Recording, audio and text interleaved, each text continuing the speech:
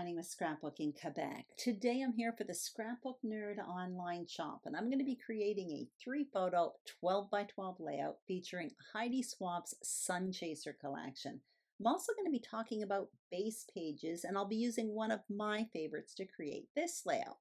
If you're unfamiliar, a base page is a go-to foundation page design, and one of these designs can result in a multitude of very different looks on a layout. So these designs are super practical and fantastic jumping off points. At the end of this video, I'm going to show you a few other pages I created with this very same base page design, and you're going to see they all look really different. So here's what I'm going to be using today, all from the Sun Chaser collection.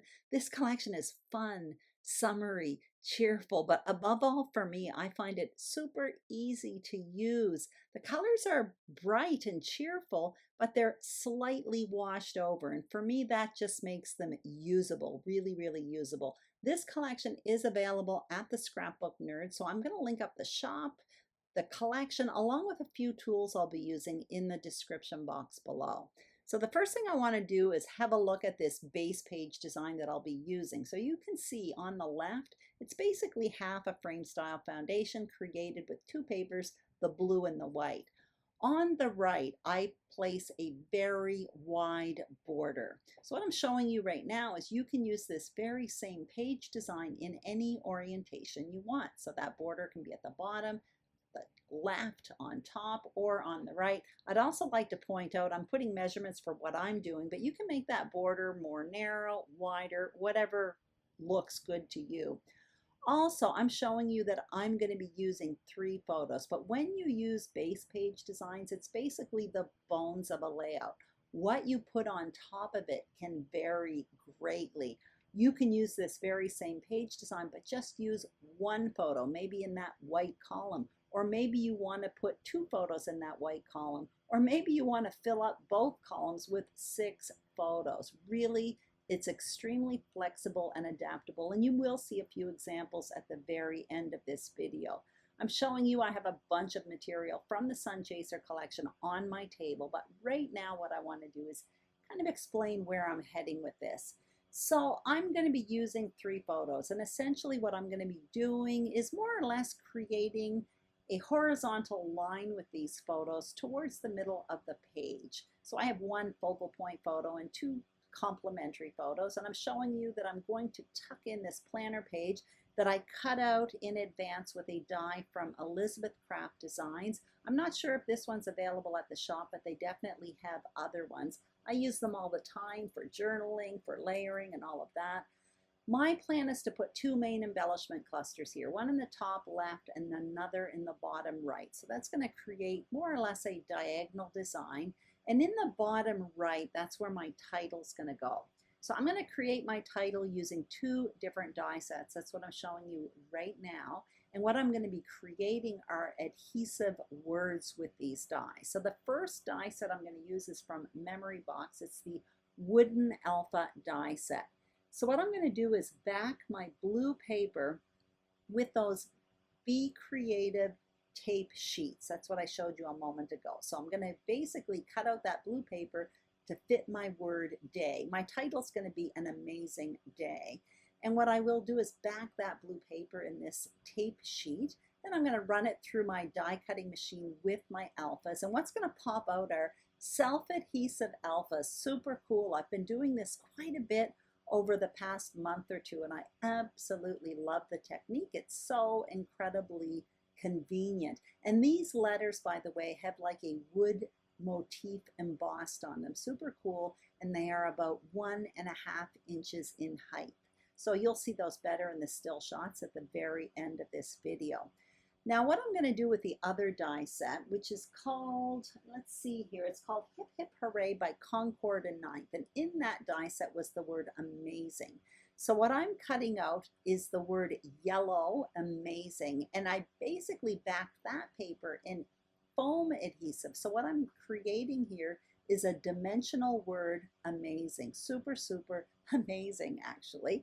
And I'm going to run that very same die through my machine, but this time I'm only using the first part of the word amazing. You're going to see what I do with it in a minute. basically the two letters, first letters are AM, and I'm going to trim down the M to make it an N, and now I have a title, An Amazing Day. So I'm really happy with my title. While I have my big shot out, what I'm going to do with this scrap of yellow paper is cut out a semicircle of yellow paper, and that is going to be a sun later on my layout. So I'm going to tidy up my desk here, put away my big shot, and then I'll show you everything that I cut out with my big shot. So I'm really, really happy with the title. And now I'm going to get out a stencil. Now this one is no longer available at the shop, but when I was looking for it, I did notice there were two other sunburst stencils there. So I'm basically showing you how I'm going to place everything on the page, but then I'm going to get out this stencil and I'm going to stencil sunbeams behind that yellow semicircle. So what I will do is basically adhere this stencil in place, and then I'm going to get out a Vicky Bouton stencil brush, and the ink I'll be using is Pineapple Punch. I think it's from Stampin' Up, but it was the closest color I could find in my stash to that yellow semicircle. You can see Chester is extremely curious as to what's going on here.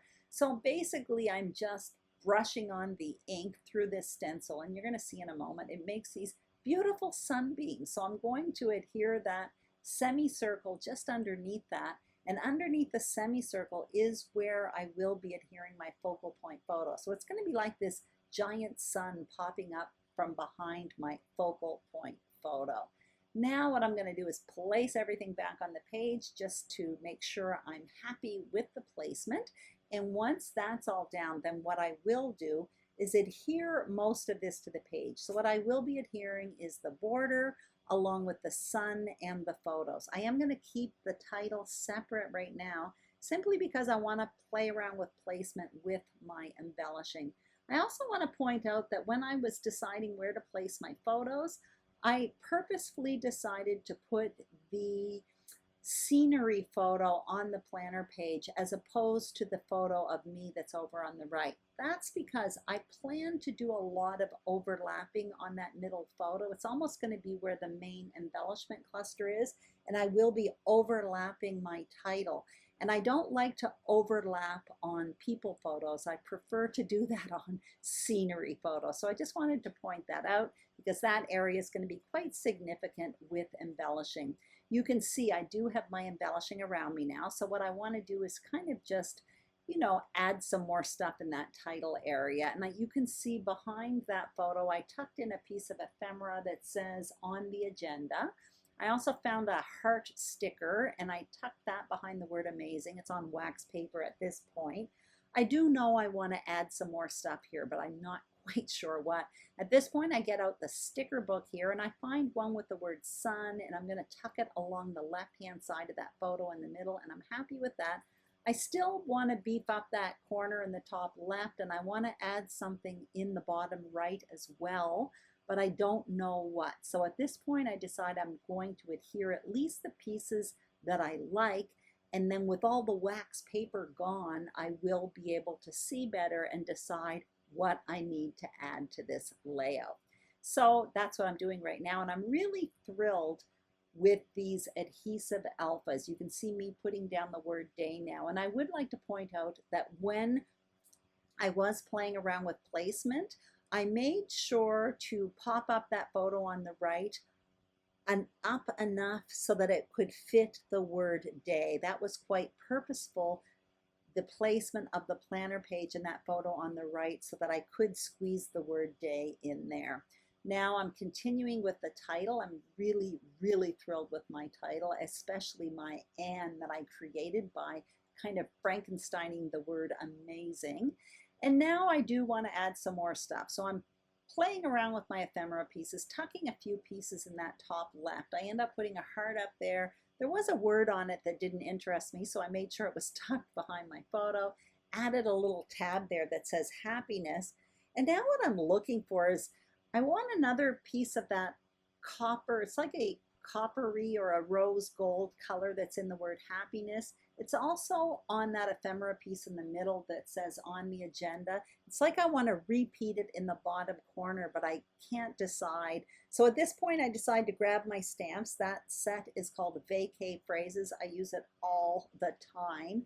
And there are a bunch of little words and they fit perfectly in those planner pages. So I'm stamping the word #SoFab up there, and I'm really happy with that, but I still know I want something at the bottom there. So what I end up doing is turning off the camera. When it was off, I ended up rounding the corners on that white cardstock, and I added a little foil heart in the bottom and popped it up on foam adhesive.